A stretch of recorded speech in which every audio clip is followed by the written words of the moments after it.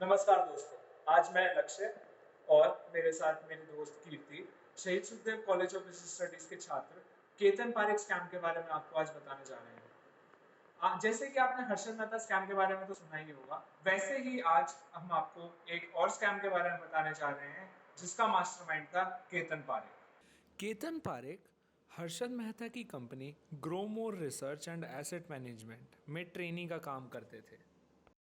केतन पारेख बहुत सी techniques use करते थे जिसमें से एक थी पंप एंड डंप स्कीम। आइए देखते हैं ये पंप एंड डंप स्कीम है क्या। तो इस स्कीम में सबसे पहले एक स्टॉक की बहुत सारी क्वांटिटी मार्केट से खरीद ली जाती है। प्राइस को बढ़ाने के लिए बहुत सारी झूठी अफवाहें और कंपनी की इमेज को सुधारा जाता है। इस जाल में फंसकर बहुत सारे इन्वेस्टर्स ये स्टॉक खरीद लेते हैं। इस बढ़ी हुई डिमांड से स्टॉक के प्राइस काफ़ी बढ़ जाते हैं एंड इस बढ़े हुए दामों को पंप स्टेज का नाम दिया गया है। फिर इस बढ़े हुए दाम पे ऑपरेटर्स अपनी सारी होल्डिंग बेच देते हैं, यानी कि डंप कर देते हैं। अपनी होल्डिंग्स बेचकर झूठी खबरों को रोक दिया जाता है। जैसे ही सबको पता चलता है कि ये स्टॉक काफ़ी ज़्यादा ओवर वैल्यूड है, इसके प्राइसेस गिरने लगते हैं। इन दामों के गिरने से सारे इन्वेस्टर्स को बहुत ज़्यादा लॉस होता है। केतन पारेख इसी तरीके से स्टॉक्स को मैनिपुलेट करके प्रॉफिट बनाता है। अब आते हैं कि कितने तरह के इन्वेस्टर्स होते हैं। एक होते हैं रिटेल इन्वेस्टर्स और दूसरे होते हैं इंस्टीट्यूशनल इन्वेस्टर्स। रिटेल इन्वेस्टर्स वो इन्वेस्टर्स होते हैं जो अपने पर्सनल पर्पस के लिए फाइनेंशियल सिक्योरिटीज में इन्वेस्ट या ट्रेड करते हैं, जैसे कि आप और मैं। इंस्टीट्यूशनल इन्वेस्टर्स वो ऑर्गेनाइजेशंस होती हैं जो अपने इन्वेस्टमेंट पोर्टफोलियो या दूसरे लोगों के लिए ट्रेड करती है, जैसे कि insurance companies, mutual funds etcetera. जैसे कि हमने पहले देखा, हर्षद मेहता रिटेल इन्वेस्टर्स को अपनी तरफ लाने की कोशिश करते थे, जबकि केतन पारेख इससे उल्टा इंस्टीट्यूशनल इन्वेस्टर्स को अपनी तरफ लाने की कोशिश करते थे। क्यों? क्योंकि इंस्टीट्यूशनल इन्वेस्टर्स काफी बड़ी रकम इन्वेस्ट करते हैं।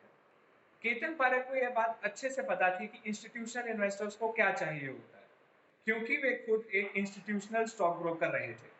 केतन पारेख ने स्टॉक मार्केट को मैनिपुलेट करने के लिए बहुत सारी स्ट्रैटेजीज यूज करनी स्टार्ट करी। बहुत से इन्वेस्टर्स सबसे ज्यादा इंपॉर्टेंस स्टॉक की लिक्विडिटी को देते थे। इसी रीजन से केतन पारेख ने सर्कुलर ट्रेडिंग स्ट्रैटेजी यूज करनी स्टार्ट करी। आइए देखते हैं कि इस सर्कुलर ट्रेडिंग को कैसे किया जाता है। एक दिन में एक वक्त तक कितने ट्रेड किए जा चुके हैं उसे हम स्टॉक की वॉल्यूम कहते हैं। जैसे जैसे ट्रेड्स बढ़ते जाते हैं वैसे वैसे वॉल्यूम ऑफ स्टॉक बढ़ते जाते हैं। इसी तरह सर्कुलर ट्रेडिंग में शेयर्स की ट्रेडिंग सिर्फ कुछ गिने चुने ऑपरेटर्स के साथ होती है, जिससे शेयर्स की वॉल्यूम बढ़ जाती है। सर्कुलर ट्रेडिंग में सारे ऑपरेटर्स पहले ही नंबर ऑफ शेयर्स, उनका प्राइस और उनका टाइम पहले से ही डिसाइड कर लेते हैं। फिर समय आने पर वो सारे ऑपरेटर्स एक ही साथ एक ही प्राइस और एक ही टाइम पे ऑर्डर प्लेस कर देते हैं, जिससे होता यह है कि वही ट्रेड उन्हीं ऑपरेटर्स के बीच में हो जाता है और शेयर्स की वॉल्यूम बढ़ जाती है। केतन पारेख सर्कुलर ट्रेडिंग के लिए सिर्फ अपने ही कंपनीज का इस्तेमाल करता था। वो सिर्फ 10 स्टॉक्स, जिसको हम K10 से भी जानते हैं, उन्हें ही मैनिपुलेट करता था। ट्रेडिंग वॉल्यूम बढ़ने से लोगों को लगा कि ये स्टॉक्स काफी ज्यादा लिक्विड हैं, इसलिए लोगों ने उनमें इन्वेस्ट करना शुरू कर दिया। साथ ही साथ केतन पारेख अपना भी कुछ पैसा उन स्टॉक्स में इन्वेस्ट करता था।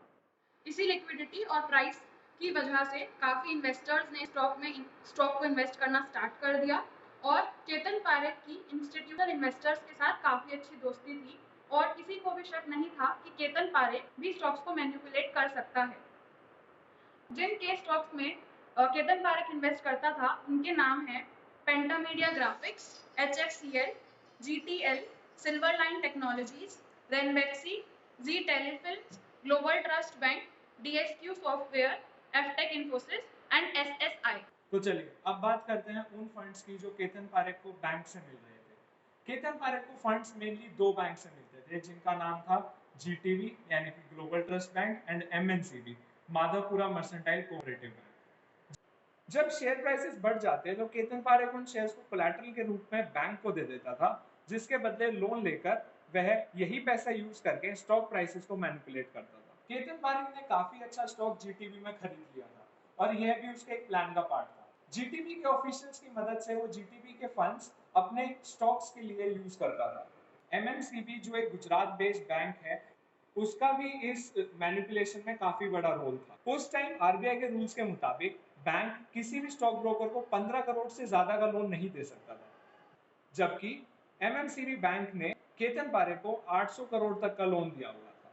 एमएमसीबी ने आरबीआई का रूल तो तोड़ा ही साथ बिना प्रॉपर कोलैटरल के केतन पारेख को बहुत बड़ी अमाउंट लोन दी। जैसे हर्षद मेहता ने रीड फॉरवर्ड डील का इस्तेमाल किया था फंड्स अरेंज करने के लिए, उसी तरह केतन पारेख ने पेमेंट ऑर्डर्स का इस्तेमाल किया था अपने फंड्स अरेंज करने के लिए। पे ऑर्डर एक प्रीपेड इंस्ट्रूमेंट होता है डिमांड ड्राफ्ट की तरह, जिसमें पे ऑर्डर लेने से पहले आपको पे ऑर्डर इशू करने वाली बैंक को वो अमाउंट पे करनी होती है। एमएमसीबी केतन पारेख की कंपनीज के नाम पे पे ऑर्डर इशू करती थी। केतन पारेख की कंपनीज के account bank of India stock exchange वाली ब्रांच में करंट अकाउंट थे, और क्विक पेमेंट्स के लिए Ketan Parekh bank of India stock exchange वाली ब्रांच से फंड रेज करता था पे ऑर्डर का यूज करके जो उसको एमएमसीबी से मिले थे। उस टाइम पे बैंक ऑफ इंडिया 18.5% का इंटरेस्ट रेट लगाता था पे ऑर्डर्स पे। मार्च 2001 में एमएमसीबी ने केतन पारेख की कंपनीज के नाम पे 137 करोड़ के पे ऑर्डर्स इशू करे। केतन पारेख की कंपनी वो पे orders stock exchange branch of bank of India को दे देते थे और ये पे ऑर्डर्स क्लियरिंग के लिए भेज दिए जाते थे बैंक ऑफ इंडिया द्वारा। इसके बाद उस बैंक को वो पैसा पे ऑर्डर इशू करने वाली बैंक से मिल जाता था। नॉर्मली अगर 3 दिन के अंदर क्लियरिंग हाउस से पे ऑर्डर्स रिटर्न नहीं आते थे तो ये समझा जाता था कि पेमेंट क्लियर हो गई है। कुछ समय बाद आरबीआई ने वो पे ऑर्डर्स बैंक ऑफ इंडिया को वापस कर दिए। इस समय तक बैंक ऑफ इंडिया ने केतन पारेख की कंपनीज में पैसा ट्रांसफ़र कर दिया था। किसी ने ऐसा रिस्पॉन्स एक्सपेक्ट नहीं किया था। इवन कुछ बड़े बैंक्स भी सरप्राइज थे। ये पेमेंट ऑर्डर्स बाउंस हुए थे क्योंकि एमएमसीबी ने क्लियरिंग में हिस्सा नहीं लिया था और उनके पास सफिशेंट फंड्स भी नहीं थे। फिर आरबीआई ने एमएमसीबी को डिफ़ॉल्टर घोषित किया और बैंक ऑफ इंडिया को 131 करोड़ का लॉस हुआ था। जब बैंक ऑफ इंडिया ने केतन पारेख से पैसे रिटर्न करने के लिए कहा, तब केतन पारेख ने सिर्फ 7 करोड़ रुपए ही वापस करे और बाकी 130 करोड़ के लिए मना कर दिया। बैंक ऑफ इंडिया ने केतन पारेख पे 130 करोड़ के फ्रॉड का आरोप लगाया और कंप्लेंट फाइल की, जिसके बाद सीबीआई ने केतन पारेख को अरेस्ट किया और ये सारा स्कैम सामने आया। हर्षद मेहता स्कैम की तरह इस स्कैम को एक्सपोज करने के लिए सुचेता दलाल ने बहुत महत्वपूर्ण भूमिका निभाई थी। एमएमसीबी के इन कारतूतों के कारण एमएमसीबी के पब्लिक डिपॉजिटर्स को काफी नुकसान हुआ था। डिफॉल्टर घोषित होने के बाद एमएमसीबी ने अपने काफी डिपॉजिटर्स को पैसे वापस नहीं किए। आगे चलकर 2012 में आरबीआई ने एमएमसीबी का लाइसेंस रद्द किया। अपने स्टॉक मैनिपुलेशन ऑपरेशन के लिए केतन पारेख ने 20 से 25 अलग अलग कंपनीज जिन्हें वो ऑपरेट करता था, उनका एक नेटवर्क बनाया था। बैंक्स और प्रमोटर्स से मिला हुआ पैसा केतन पारेख अपने नेटवर्क में किसी कंपनी को भेजता था, फिर वो पैसा नेटवर्क में किसी और कंपनी को ट्रांसफर कर दिया जाता था। बैंक ऑफ इंडिया से मिला हुआ पैसा भी केतन पारेख की कंपनीज ने इंस्टेंटली अपने नेटवर्क की दूसरी कंपनीज को ट्रांसफर कर दिया था और वो पैसा केतन पारेख ने स्टॉक मार्केट में यूज किया था। इससे केतन पारेख फंड कहां से लाया है और किससे लाया है, ये छुपाने में मदद होती थी। केतन पारेख ने अपने इस नेटवर्क का उपयोग सर्कुलर ट्रेडिंग के लिए और बैंक से लोन लेने के लिए भी किया था। जब .com बबल बस्ट होने लगा, तब दुनिया भर के टेक्नोलॉजी स्टॉक्स में गिरावट दिखने लगी। तभी मार्च 2001 में शुरुआत से ट्रेडर्स और ब्रोकर्स ने K10 स्टॉक्स जो कि काफ़ी ओवरवैल्यूड थे, उन्हें शॉर्ट सेल करना स्टार्ट किया, जिसके कारण मार्केट में बहुत गिरावट देखने को मिली और रिटेल इन्वेस्टर्स और इंस्टीट्यूशनल इन्वेस्टर्स भी शेयर बेचने लगे थे, जिससे केतन पारेख ने जिन स्टॉक्स में बड़ी पोजीशन ली थी वे लगातार गिरने लगे। इस बार इंस्टीट्यूशनल इन्वेस्टर्स, रिटेल इन्वेस्टर्स और शॉर्ट सेलर शेयर्स बेच रहे थे। वहीं केतन पारेख अभी भी कुछ ओवरवैल्यूड स्टॉक्स को बेचने का काम कर रहा था, लेकिन पारेख ज़्यादा टाइम तक मार्केट से नहीं लड़ पाया। जैसे जैसे ओवर वैल्यू स्टॉक्स का प्राइस गिरने लगे, वैसे वैसे केतन पारेख को बैंक से फंड रेज करने में दिक्कतें आने लगी। इसके बाद केतन पारेख ने खुद कुछ फंड्स अरेंज करे मार्केट से लड़ने के लिए, लेकिन वो इसमें भी नाकामयाब रहा। इसी दौरान केतन पारेख का पे ऑर्डर वाला मामला सामने आया और ये सारा स्कैम एक्सपोज हुआ। केतन पारेख द्वारा खरीदे हुए K10 स्टॉक्स, जिनके प्राइस कुछ ही दिनों में काफी ज्यादा बढ़ गए थे, स्कैम एक्सपोज होने के बाद उनके प्राइस काफी ज्यादा गिर गए। जैसे ही ग्लोबल टेली सिस्टम के प्राइस 3100 रुपीज से 120 रुपीज तक, HFCL के प्राइस 2300 से 90 रुपीज तक गिर गए थे। और इसी तरह केतन पारेख द्वारा इन्वेस्ट किए गए K10 स्टॉक्स में काफी गिरावट आई और लोगों ने इसमें इन्वेस्ट किया था उनका भी काफी नुकसान हुआ। इस स्कैम के बाद केतन पारेख पर 2017 तक ट्रेडिंग करने पर पाबंद लगा दी। इसके बाद 2009 की सेबी इन्वेस्टिगेशंस में ये पता लगा कि अभी भी केतन पारेख कुछ कंपनीज के जरिए मार्केट में एक्टिव है और अभी भी वो ट्रेडिंग कर रहा है। केतन पारेख की वजह से कैलकाटा स्टॉक एक्सचेंज को पेमेंट क्राइसिस हुआ था, जिससे कैलकाटा स्टॉक एक्सचेंज को करीब 100 करोड़ का नुकसान उठाना पड़ा। मार्च 2014 में स्पेशल सीबीआई कोर्ट ने केतन पारेख को 2 साल की कारावास सुनाई। ये केतन पारेख का स्कैम 2001 में हुआ था और उसी दौरान उनका नाम सामने आया था। इसके अलावा 1992 में कैफीना म्यूचुअल फंड स्कैम में भी केतन पारेख का नाम सामने आया था।